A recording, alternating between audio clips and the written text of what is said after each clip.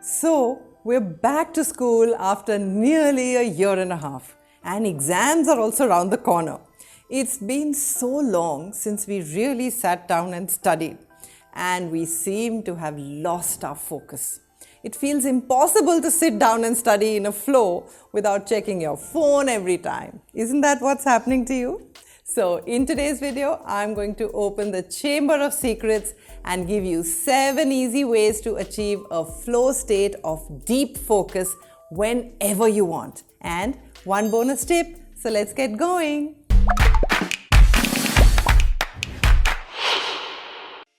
Hey everyone, this is Chetna and you're watching ChetChat. Mihai Csikszentmihalyi, a prominent Hungarian-American author and psychologist, spoke about the flow state of focus.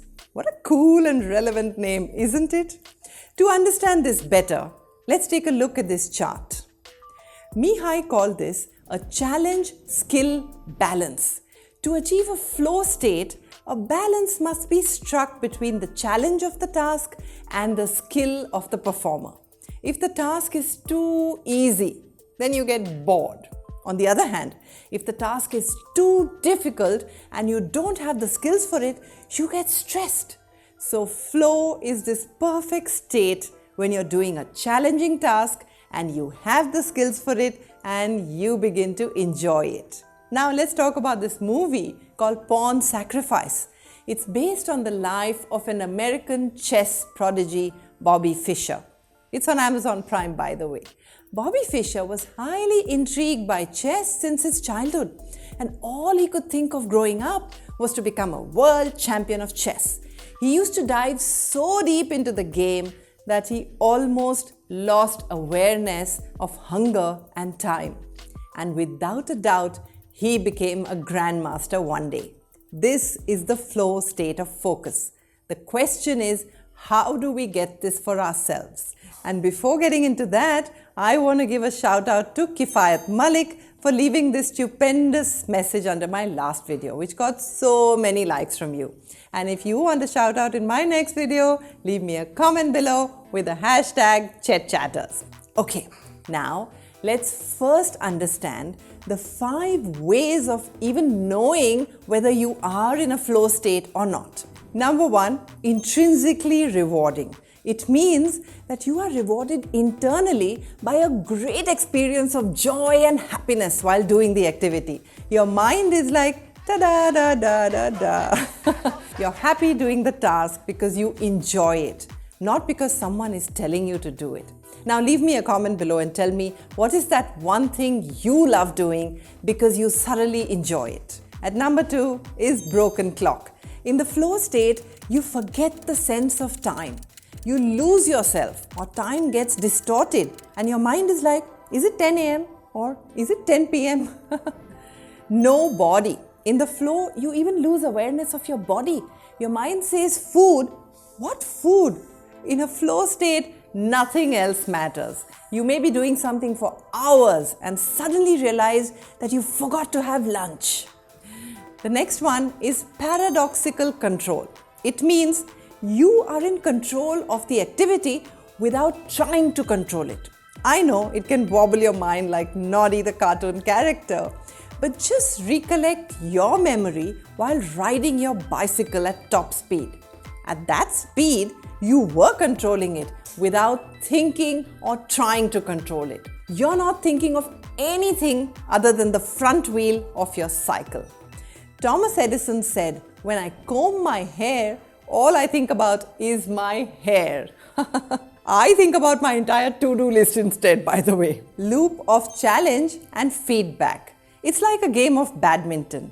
Every shot is challenging and you immediately know whether it was good or bad by gaining or losing a point. And now let me give you the 7 easy ways to get into this flow focus. But you may ask me, why do I even need to be in a flow? Is it important? So how about you comment and tell me what the advantage of being in a flow is?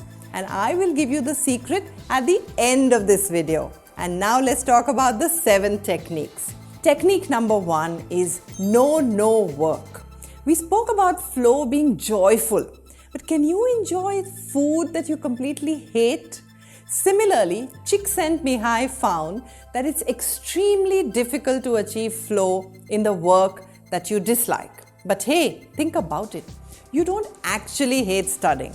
It's just that sometimes you don't understand the concepts. The teachers don't make it fun, or maybe there's too much pressure. Now we have several videos that will help you enjoy the process of studying, and I will share them below. Try to find the joy in each concept. I will explain this in technique number 2, point goal. Once I was traveling through Rajasthan and I saw a group of folk musicians performing in a village. All they wanted to do was to earn their living like anyone else without any major life goals. But when they performed, they were in a flow. Being in the flow means that you enjoy what you're doing. It becomes so deeply satisfying and enjoyable that it's worth doing for its own sake. A surfer will go on surfing for hours, and the only focus will be the challenge of dealing with the next wave. While studying, select a specific paragraph or a problem like learning how to calculate square roots in mathematics, or maybe writing the summary of a chapter in 10 lines. When you're doing that, forget about your overall goal of completing the chapter or your syllabus or becoming a topper or anything else. Just immerse yourself in that small chunk. And when you're done, experience the thrill of having understood something complex. Leave the room and take a break. At number 3 is 0% self-scrutiny. You must have seen the coaches of various games boosting the confidence of their players before the games. It is to remind them not to doubt their capabilities and to be confident. Our brain has created a strange survival technique in evolution to constantly judge and think multiple times on our decisions. You just have to shut it down by saying, "Shut up, Mr. Judge," and it will slowly mellow out once you start diving into the flow. So every morning, look into the mirror and remind yourself of all the progress that you've made and all the small and big wins that you achieved the previous day. It's time to rock the world now. Hey, and do tell me which of these techniques you're using already in your daily life. Technique number 4, skill, challenge, balance. This is the master discovery of Csikszentmihalyi. He said, enjoyment appears at the boundary between boredom and anxiety, when the challenges are just balanced with the person's capacity to act. Let's take an example. You want to learn swimming, and the very first day, the instructor asks you to jump on the deep side of the water. Now, all you will have is anxiety and fear. Similarly, if it's only the shallow water, you're going to become bored and you'll soon become a master swimmer, but bored. The flow is where there is a balance between the both. Just like the graph we saw earlier. Flow is a state where the challenge is high and your skills are being utilized to the fullest. Even in studies, dive deep into concepts where the challenge is sufficiently high. Keep upping your levels of skills and continuously ask why questions. Soon you will find out that is where the flow lies. At number 5 is workaholism. Many complain that they get focused on their success, but boy, miss out on the flow. Relevant point, right? If you truly want to submerge into the work and achieve flow, it requires loss of ego. Imagine that you're the topper of your school. Next year, you become the topper of your city. And now there is a state examination. Can you afford to perform poorly? This is where the ego we are discussing about comes in. To achieve flow, you shouldn't be bothered about your past success, your failure, or even your identity. Even forget your name. In short, nothing should matter at that chosen point in time, except the work that you're about to do. Remember, flow is intrinsically rewarding, which means as you deep dive into the process, you'll start enjoying it. At number 6 is one hand at a time. Imagine you had a mobile device with 1 GB of RAM. And what if you open multiple apps at the same time? What will happen to your phone? It will crash, freeze, or just become very slow. Our brain works exactly the same way. A bit like having multiple tabs open in the brain with one playing music and the other giving a notification beep. So arrange your octopus hands and use them only for one chapter, one goal, one dish, one dance step at a time. Remove your WhatsApp account from your laptop.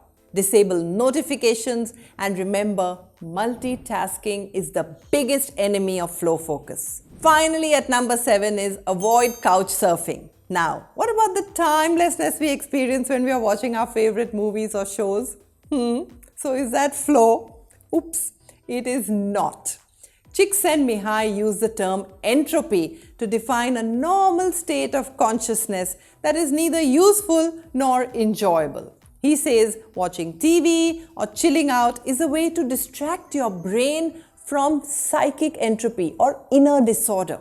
He quotes, "The best moments in our lives are not the passive, receptive, relaxing times. The best moments usually occur when a person's body or mind is stretched to its limits in a voluntary effort to accomplish something difficult and worthwhile for you." And as promised, here's the bonus tip. Don't flow alone. In one study, researchers from St. Bonaventure at university asked students to participate in activities that would induce flow either in a team or by themselves. Students rated flow to be more enjoyable when in a team rather than when they were alone. Students also found it more joyful if the team members were able to talk to one another. So if you want to get more enjoyment out of the flow, try engaging in learning together. Teach each other, discuss problems together, and see how time flies. And you come back with a heart full of joy. There is one thing, however, which will hinder your flow focus: serious emotional pain. Mihai Csikszentmihalyi calls this psychic disorder or inner disorder. Any serious emotional pain can make it difficult to arrange your mind to focus on any particular thing. Now, we have a dedicated video on emotional pain to help you resolve that, and I'll share a link with you below.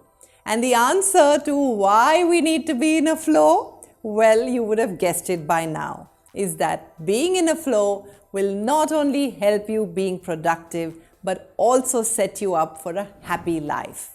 Till then, I hope you can spend as much time of your life as possible in a state of flow. And if you enjoyed watching this video, then press that like button and happy watching.